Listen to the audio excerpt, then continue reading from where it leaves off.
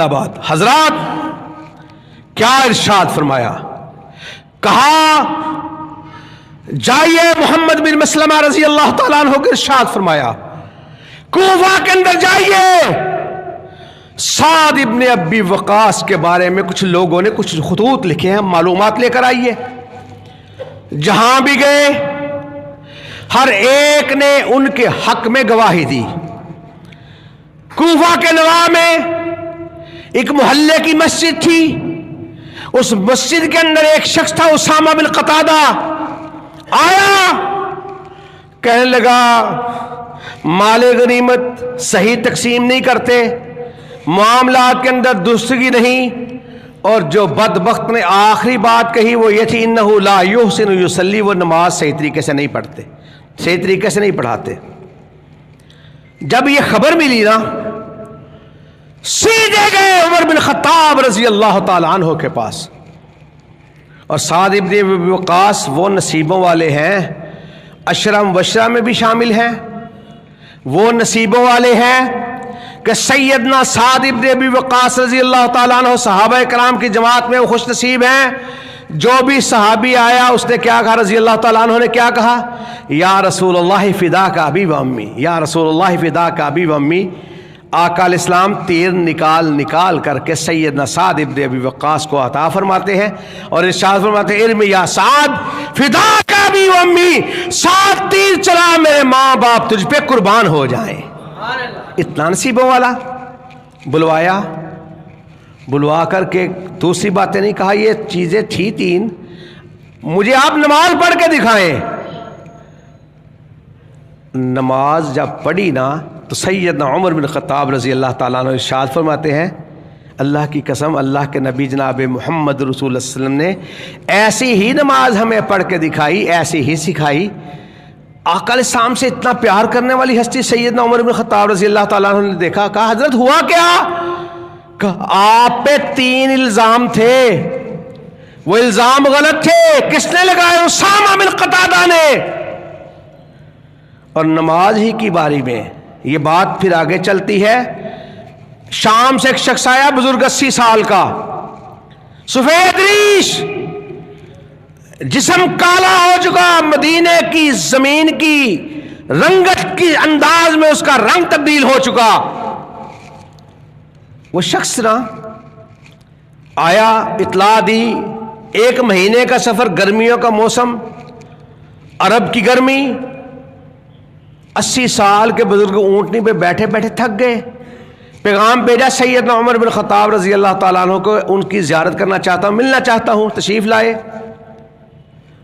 دیکھا بزرگ بڑی عمر کا، تھکاوٹ کے آثار نظر آ رہے۔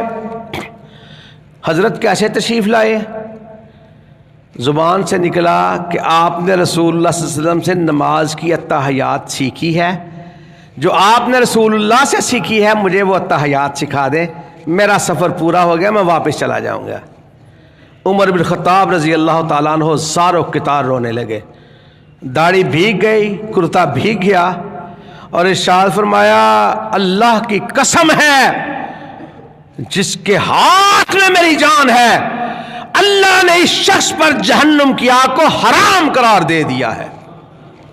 اب نعت کا وہی تو موجود نہیں، جنت کا سرٹیفکیٹ رسول اللہ صلی اللہ علیہ وسلم بھی اپنی مرضی سے تو نہیں دے سکتے اللہ کی مرضی کے بغیر۔ عمر بن خطاب رضی اللہ تعالیٰ عنہ جنت کا سرٹیفکیٹ کس وجہ سے بانٹ رہے ہیں؟ ارشاد فرمایا مجھے دیکھو، اپنے پاس سے بات نہیں کہہ رہا، کائنات کے امام جناب محمد رسول اللہ صلی اللہ علیہ وسلم نے ارشاد فرمایا من سلکا طریقا یلتمس فیہ علما سہل اللہ لہ طریقا الی الجنہ، جو علم کے راستے کو ٹچ کر لیتا ہے اللہ اس کے لیے جنت کی منزلوں کو آسان فرما دیتا ہے۔ یہ تو پھر تحیات سیکھنے ہے جو رسول اللہ صلی اللہ علیہ وسلم کی بتائی ہوئی نماز کا طریقہ تھا۔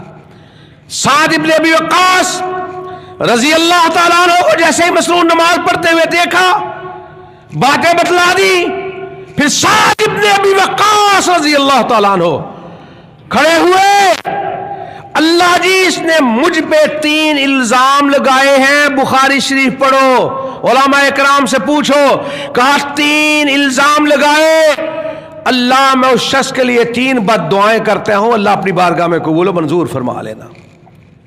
اور کسی نے کہا تھا نا کہ مت چھیڑ غریب کو، غریب رو دے گا، اس کا مالک سنے گا تو جڑ سے ہی کھو دے گا۔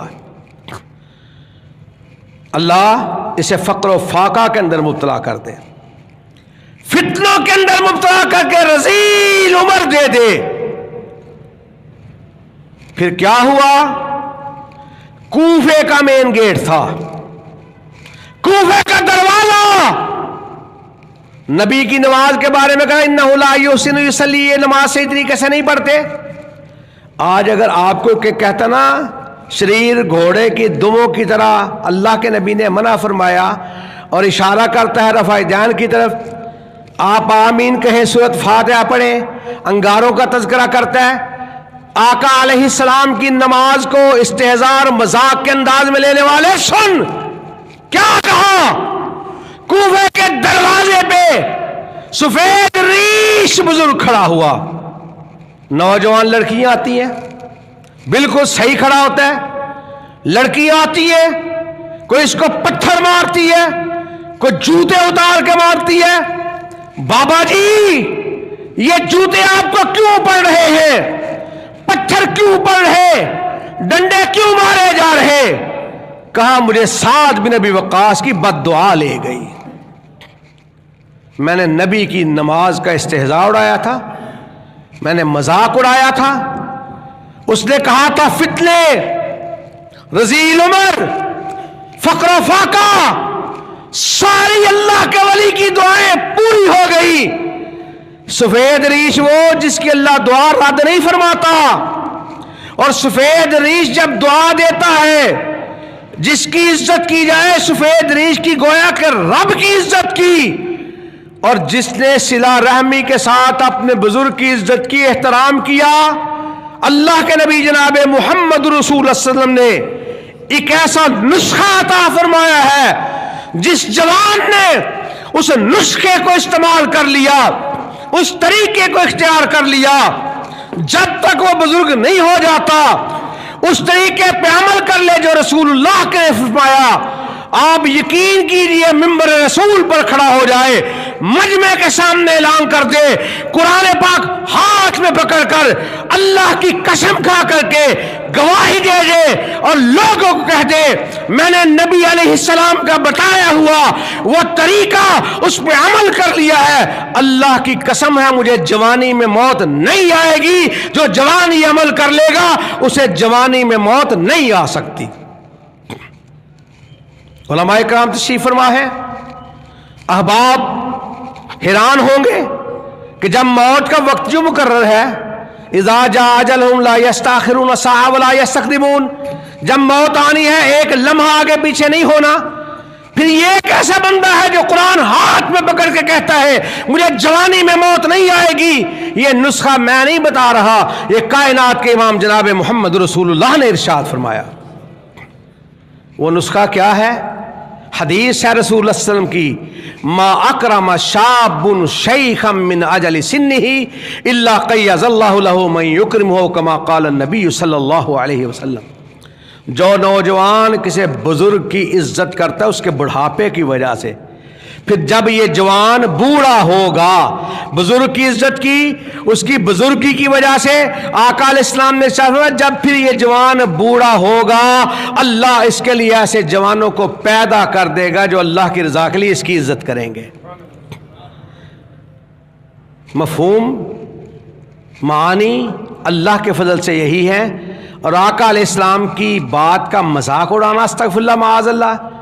ایک بدبخت کو آقا علیہ السلام نے کہا نا، تو آقا علیہ السلام وہ الٹے ہاتھ سے کھا رہا ہے، آقا علیہ السلام میں اس سے نہ کھا، اس نے کہا پھر میرے پاس دوسرے سے کھانے کی توفیق نہیں۔ اللہ کے نبی نے کہا تجھے توفیق نہ ملے، لوگوں نے اس کے ہاتھ کو لکڑی کی طرح سخت ہوتے ہوئے دیکھا، پھر اس سے ہاتھ سے کوئی چیز پکڑی نہیں جاتی تھی۔ رسول اللہ صلی اللہ علیہ وسلم کے طریقوں کو، ان کی دعوت کو اپنے انداز میں بیان کرنا، ان کے مطابق بیان کرو گے برکت کیا ہوگی؟ حدیث کو رسول اللہ کی لوگوں کے سامنے پیش کر دو، دنیا و آخرت میں اللہ چہرے کی رونق واپس نہیں لے گا، آقا علیہ السلام نے ارشاد نظر اللہ حمران سمع منا حدیثا فبلغہ، اللہ اس کے چہرے کو دنیا و آخرت میں تر و تازہ رکھے گا جو رسول اللہ کی حدیث کو سنتا ہے اور لوگوں تک پہنچا دیتا ہے۔